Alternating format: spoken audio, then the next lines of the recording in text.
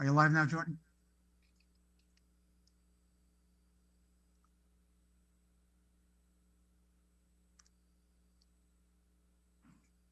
No,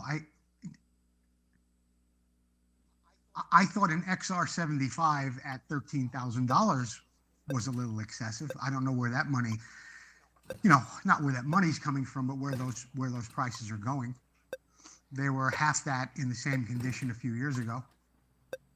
But I do understand twin pipes, CZ twin pipes at 12,000. I get that. I guess I was never really a mini guy. So when people say they're buying mini enduros or XR75s or some of the crazy numbers that you sometimes see on mini trails, I get it, but it just wasn't my thing. But there are people that spend thousands of dollars, thousands, on Hot Wheels.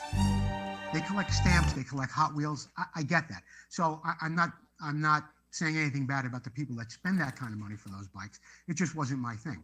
But when I see a CZ twin pipe at 13,000, I saw some higher than normal Makos there as well. I get that. And really, see, that's where prices should be for a quality job. When people on Facebook and other places see these prices and they start to complain, they don't realize, I think, what actually goes into it. To buy the core bike, to buy the parts, to have someone with the skill to do it, they don't get that. So when they see bikes that are past, I think $5,000 really is kind of like the high in the Facebook world of some bikes and some mentality of some people. I think once it gets past 5,000,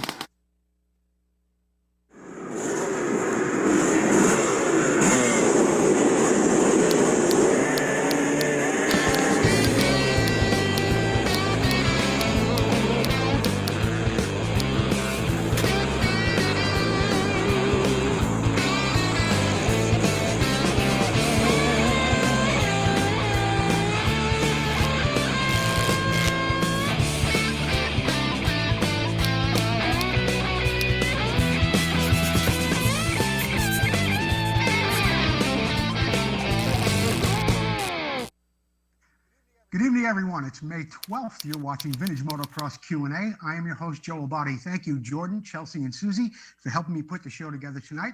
And thank you, the viewers at home who tune in every week to watch the show. Let's get down to the starting line, and I'll tell you a little bit more about what you're going to see tonight. The starting line is, of course, brought to you by Motion Pro. For all your specialized tools, cables, and controls, be sure to visit Motion Pro online.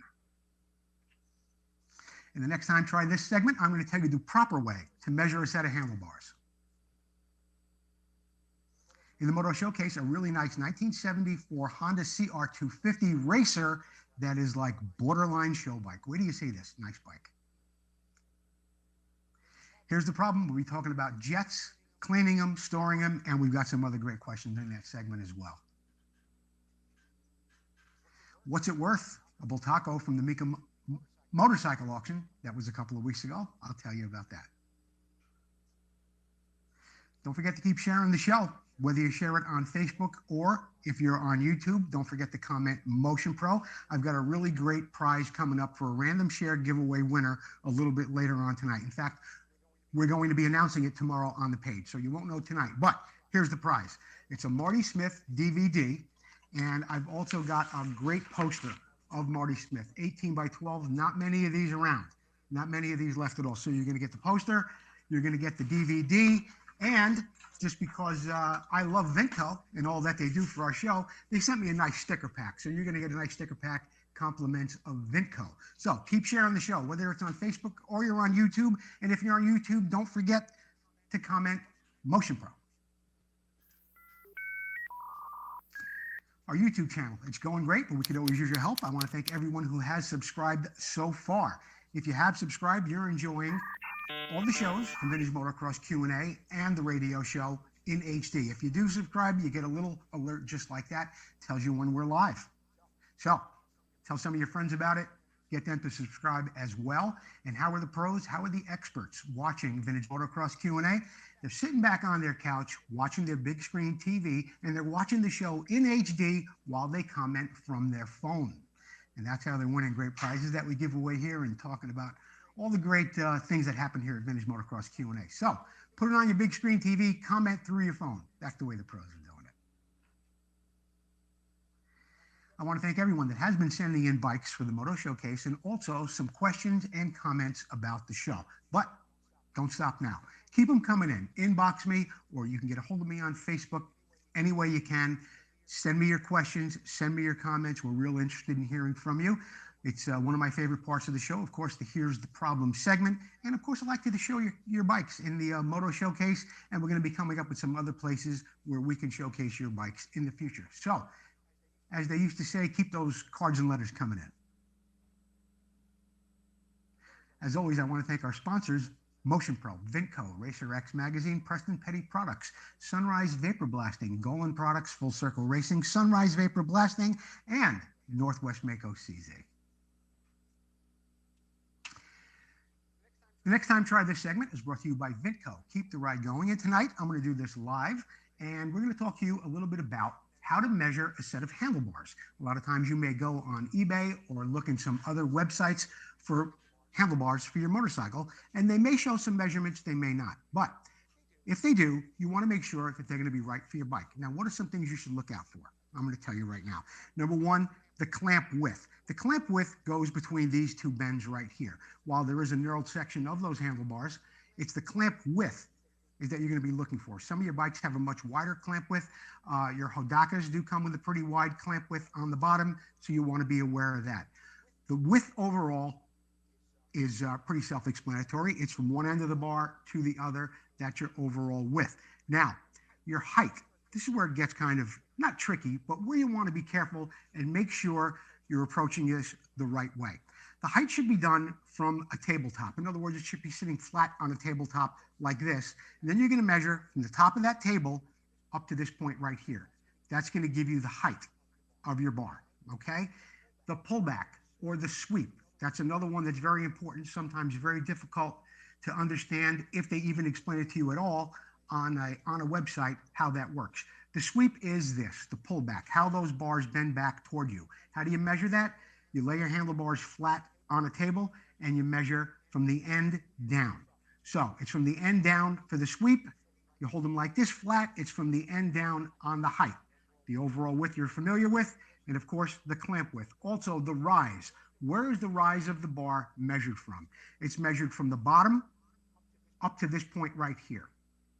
So if you see something with a 3 or 4 inch rise, it's from the bottom right to this point right here. So if you see something with a 3-inch rise, make sure it's measured from here to here. Otherwise, the bar is going to be a little bit higher. Also, if they're measuring it from up here, you may get a lower bar than you're actually looking at in the advertisement. So those are all things to keep in mind. Next time you order a set of bars, try that. In the Moto Showcase tonight, which is sponsored by Preston Petty Products. We'll be telling you a little bit more about Preston Petty Products in just a minute.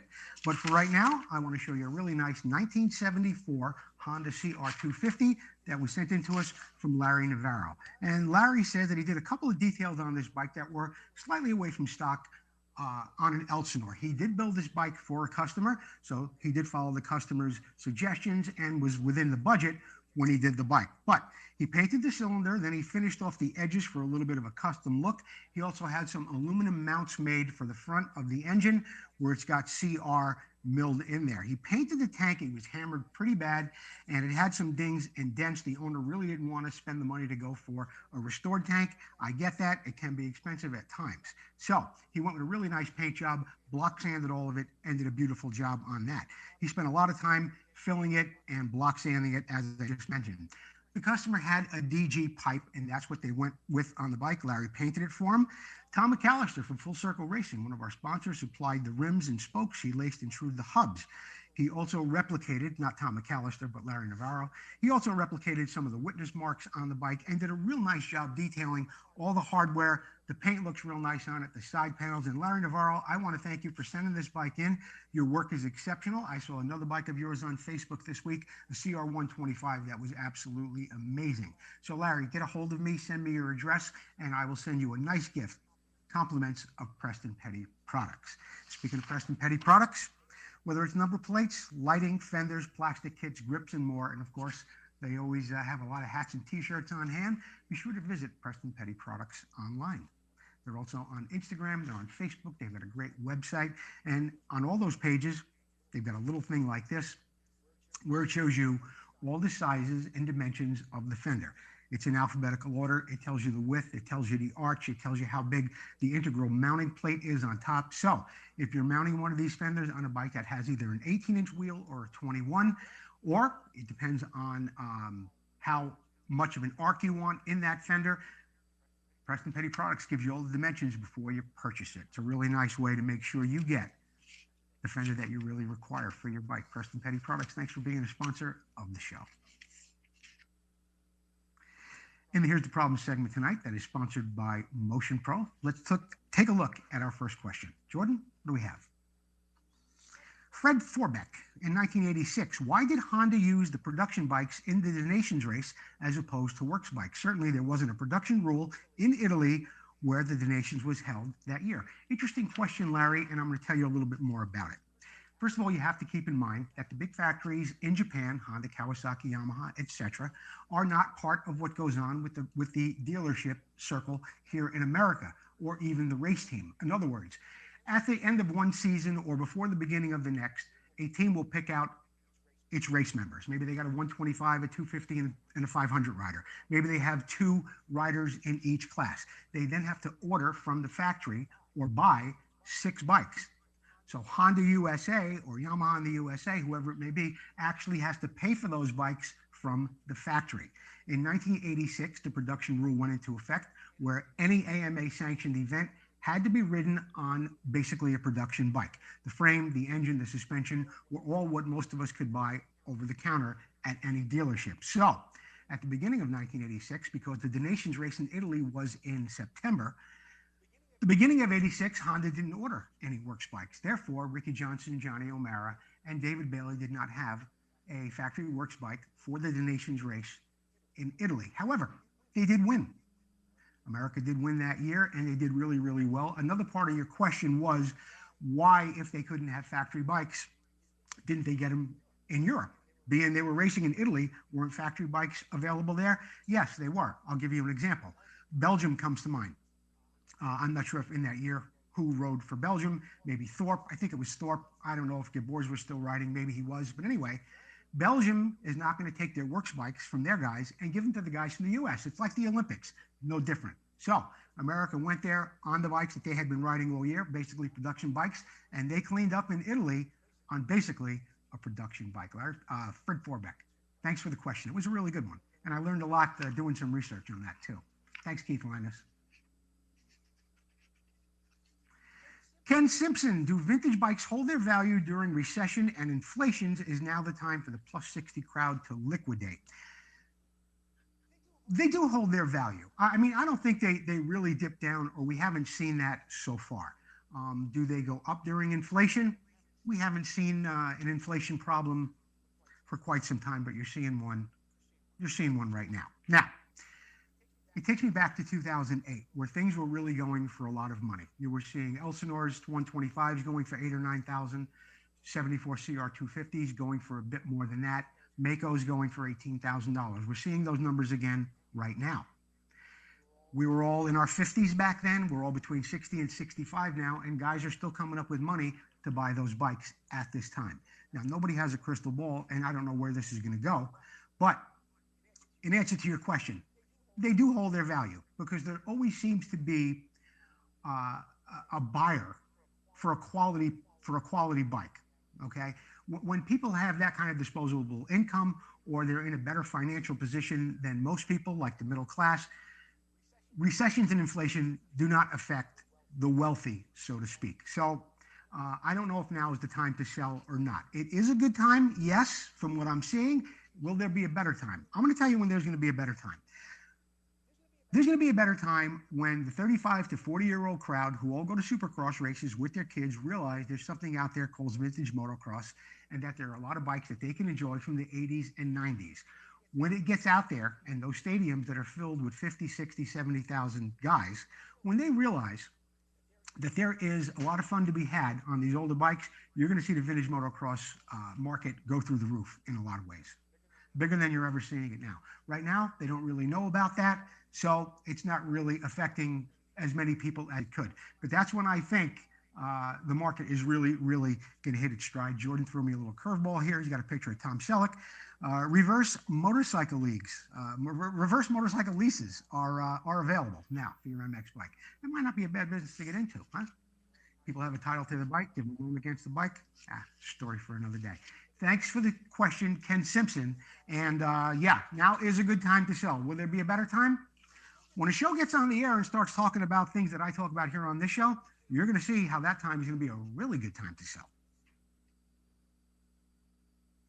Robert Oscar Pomeroy, can you tell us about salvaging old carburetor jets, cleaning them and storing them? Yeah, I can. Here's a great way to clean jets. I do it. A lot of guys do it. It's called Carb-Medic, a little carburetor parts cleaning kit.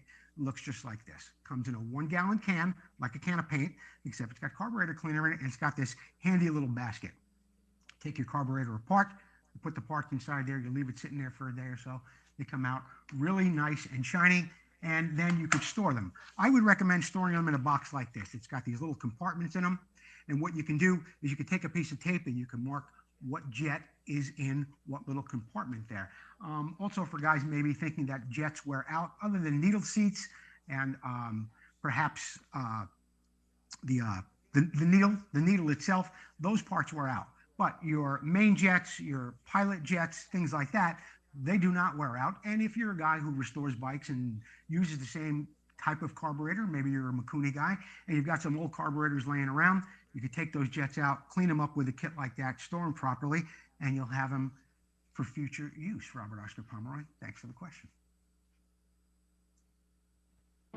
I'm Ron Lasheen, and you're watching Vintage Motocross Q&A. We'll be right back.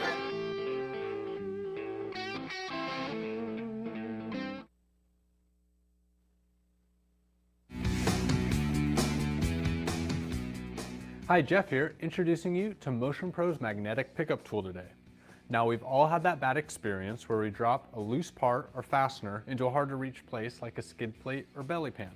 Well, this is the right tool for the job that will retrieve that stubborn part and get you back to working on your ride. As for the features of the magnetic pickup tool, first you have this billet aluminum handle.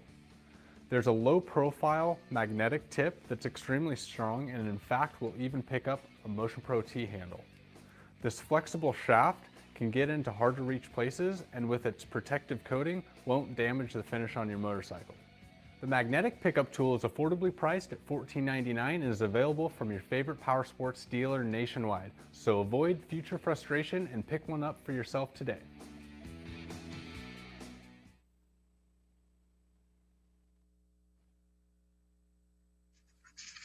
Always great stuff from Motion Pro. In the What's It Worth segment tonight, we take a look at a Bultaco that sold a couple of weeks ago at the Mecum motorcycle auction. Jordan's going to show you some slides. I'll tell you a little bit more about it. And in the meantime, I would like you to guess what this bike sold for at the Mecum motorcycle auction last weekend, or 2 weekends ago, actually. So they had it listed as a 1971. It's actually a 1973 Bultaco. What's wrong with it? The first things that stick out to me are, of course, the fenders. It has some UFO fenders on there. However, it does have the correct rims. The pipe looked decent on it, the seat. And I saw this bike in person. The fiberglass looked very, very nice on it as well. It did have a broken lever on the clutch, but as I mentioned a moment ago, the wheels were correct.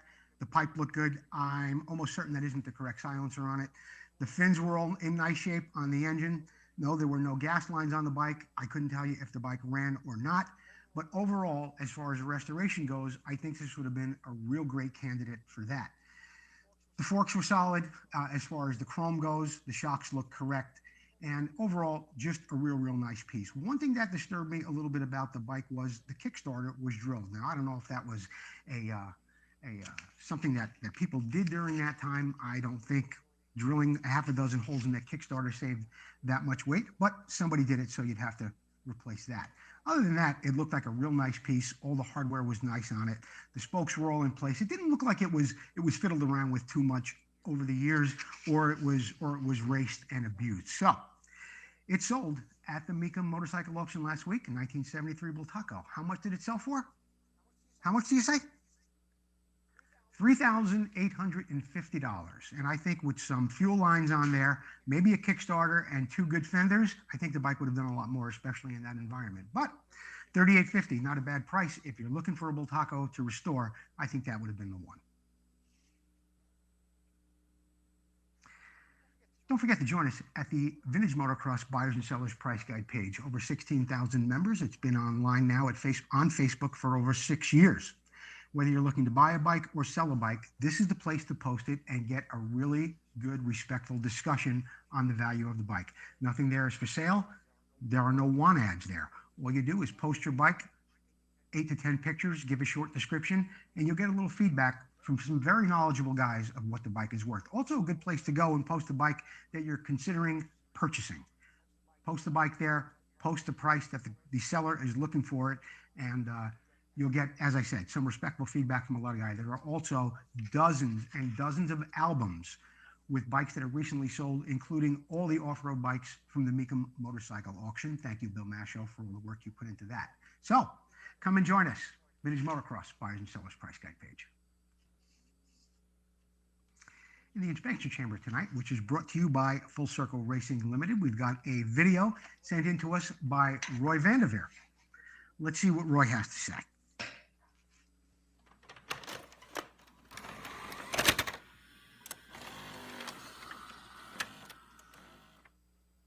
Well, hello to everybody out there in VMX Q&A land. I was doing a fork today and I thought I'd take this chance to talk about another one of my favorite tools, which is the Motion Pro 5-in-1 fork damper rod tool. In the beginning, and I currently have probably 7 different tools that do what this one tool does. One of the nice things that Motion Pro does is whenever they combine multiple functions into one tool, they always do it and they hit a home run with this one. So I don't think there's a cartridge fork in the world that this tool doesn't fit. If I'm wrong, somebody can be free to correct me, but it covers everything. The way it works is quite simple. You select your thread size and thread pitch, and this is a 10 by 125. And we simply thread this onto the damper rod, and then that allows us to have a grip on it so we can stroke it through its travel to bleed any air out of the cartridges if it's an open cartridge fork, as this 89 YZ250 41 millimeter Kayaba fork is. And then it also allows us to set the oil height if you have the proper or a suitable oil height tool, in that simply goes around the stroker rod, and then you can pull the vacuum to set the level, which I had already set the level before I started filming. And then I had already put the appropriate spring preload washers in, as in this fork they go on top of the damper rod, not on top of the spring. And we can drop the spring into the fork. We've got a perch to get a grip on the damper rod and pull it up through the spring. You can just pull the spring down slightly, unthread the tool, and quite easily put the fork cap on. And then of course we would insert our wrenches, tighten the jam nut, and you're on your way.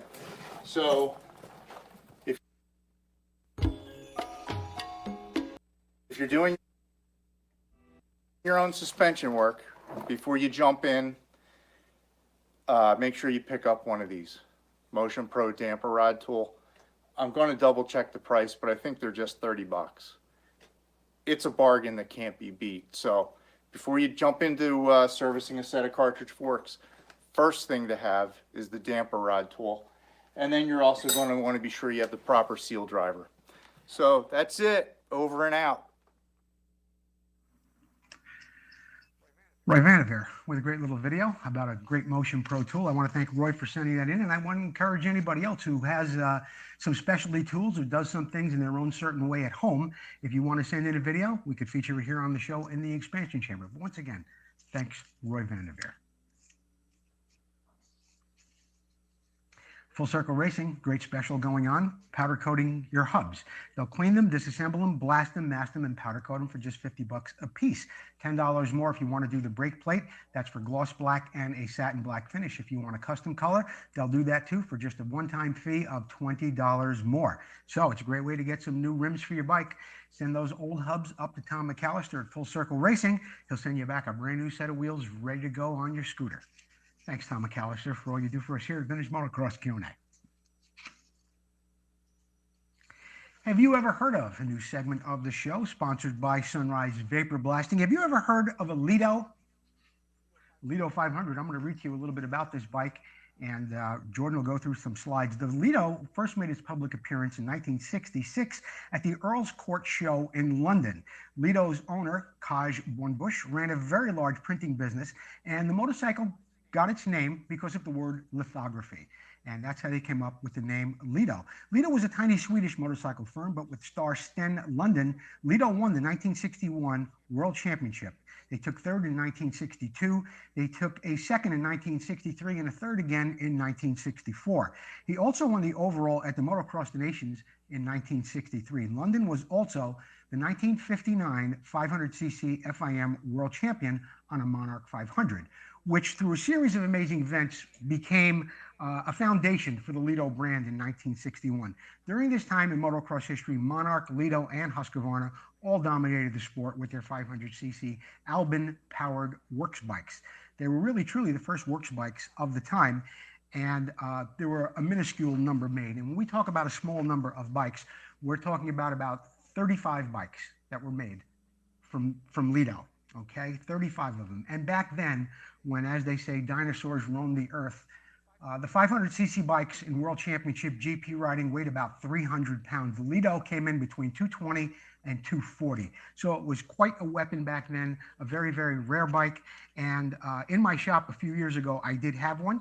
You see it here in the picture. This bike in the picture was actually restored by Dick Mann. A customer of mine purchased it from Jeff Grismer, the Grismers who owned Carlsbad Raceway. It is still in his collection in Los Angeles. So with about 35 of them made, a very, very rare bike, a very unusual bike for the early 60s. And there it is, the Lido. So next time somebody says to you, have you ever heard of a Lido? You can tell them, yeah, I heard all about it from Joe Abadi on Vintage Motocross Q&A.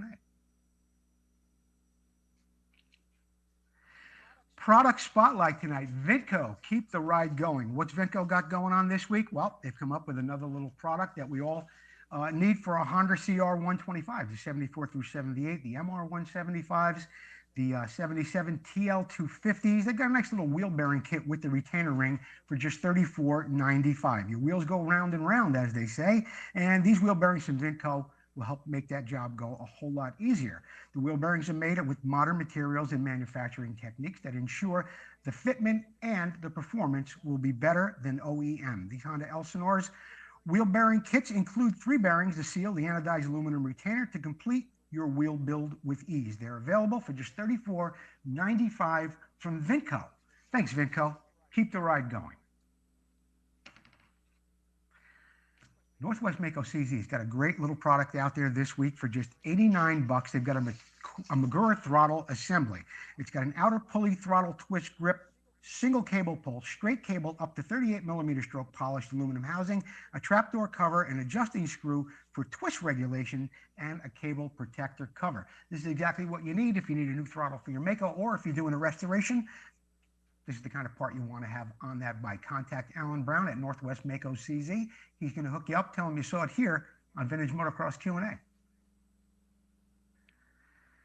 Sunrise Vapor Blasting. Been cleaning a lot of stuff for us here in the shop, and I think some people have been mailing a lot of stuff into them. As we all know, the best way to clean aluminum today is with a vapor blasting kit, and nobody's doing it better than Mark Forrester at Sunrise Vapor Blasting. He puts it in that tank, and it comes out, opens up the pores of that aluminum, doesn't distort the metal, doesn't take away any material, and you can put something like a carburetor in there very, very comfortably, knowing that the jets and the passages aren't going to be affected like it might be in a blasting cabinet. So get a hold of Sunrise Vapor Blasting and Mark Forrester, and he will hook you up like nobody else when it comes to vapor blasting. And it's not just for motorcycles, fellas. If you got some car parts, or who knows, whatever else you're restoring, you might want to get a hold of Mark and have those items vapor blasted. Golan products. They got a great little filter. I've been using it here on a couple of bikes. A lot of my friends are using it on street bikes, also on their dual sport rides. It's made of aluminum, very durable, and it's got a filter inside there that can be washed out indefinitely. It comes in a variety of colors, including blue, orange, and red.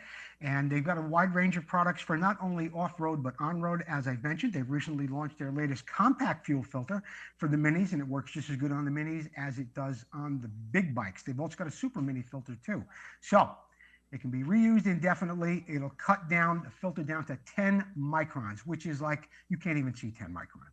So this filter is absolutely incredible. You should have one on your bike. And right now, there's a real special offer going on from Golan Products. They're also looking for freelance and independent marketing people to represent their filters. So if you're on the road and you're representing other brands, this might be a great time to put Golan Products on your list of products that you're representing. And you could also do it online as well. They've got people throughout Europe, Asia, North America, Canada, Mexico, and they could always use more. So Golan Products, great little item right there.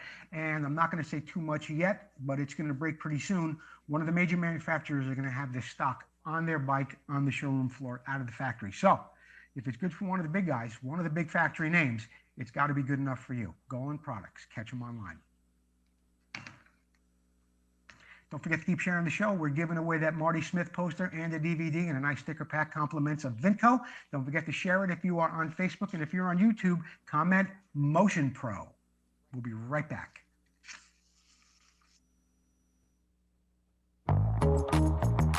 Classic and vintage dirt bikes are more than a hobby. It's not just about the ride. It's about the work that goes in. The work that keeps you connected to the ride. It's about bringing the bike back to life and doing it with your own hands. It's about the adrenaline and adventure. And when it comes to putting all the pieces together, only Vinco knows the bikes and parts the way you do. Vinco, keep the ride going.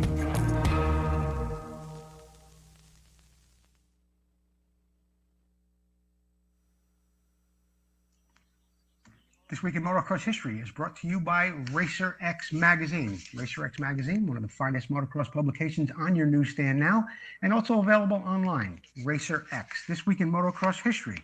It was 1973, and Gary Jones got Honda's first major motocross win at a 250 National at Amelia Earhart Raceway in Hialeah, Florida. The defending AMA 250 champion was lured away from Yamaha by Honda in hoping that he would put them up there in the winner's circle, and it took him just 3 races to do that.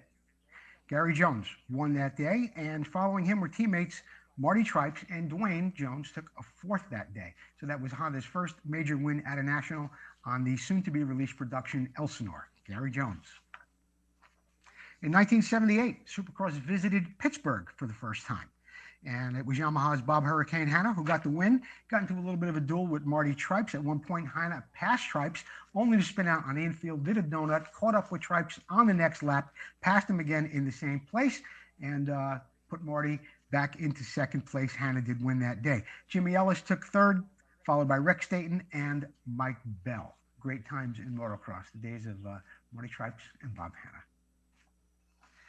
In 1984, a brand you don't hear too much about, Aprilia. Aprilia took a Grand Prix win in Austria with Italian rider Giuseppe Andriani at the helm. Giuseppe Andriani and Aprilia win the 1984 Austrian Grand Prix.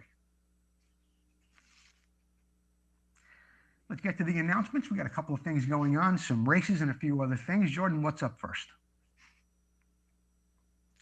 VMX Radio.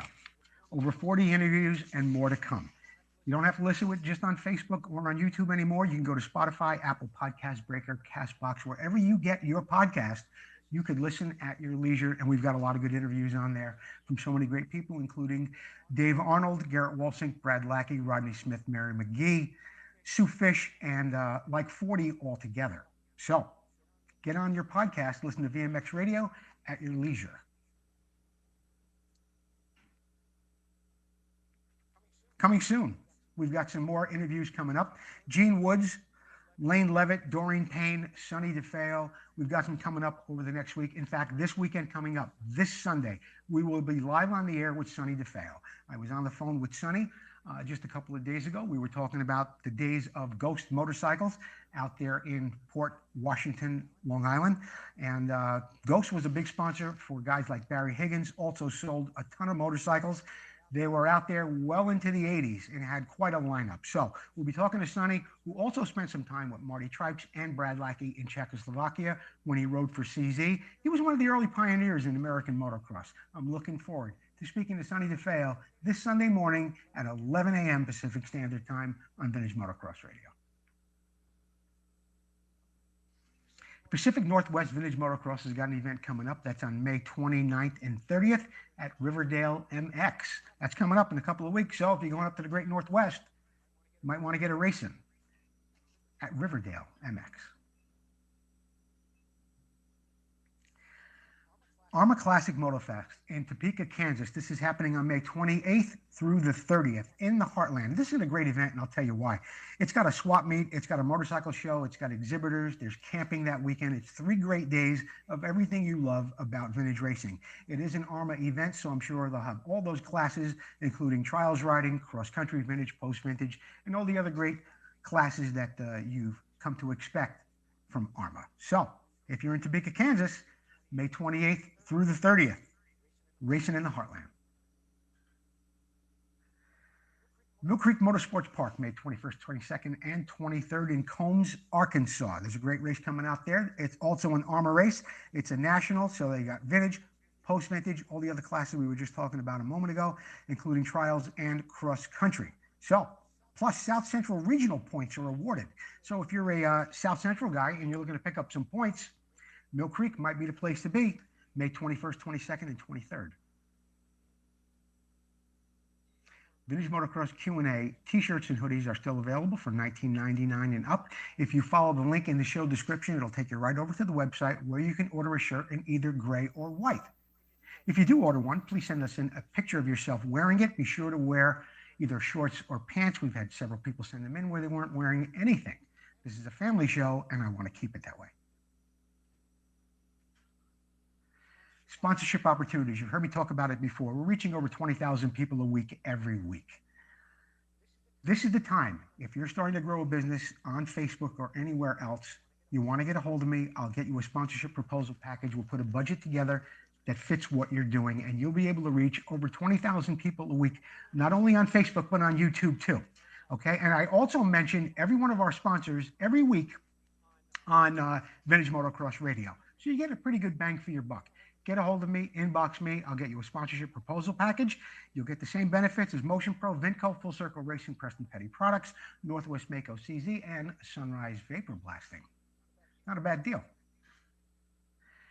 I think that wraps it up for this week's episode of Vintage Motocross Q&A. I want to thank you all at home. Don't forget to keep sharing the show even afterward, because our random share giveaway winner, who's going to get that Marty Smith DVD and the poster and a sticker pack from Vinco, we're going to be announcing that on Thursday. Check into the page late morning. You'll find out who the winner is. Right now, this is Joe Body saying thank you for watching Vintage Motocross Q&A. I don't know where he is. He should have been here.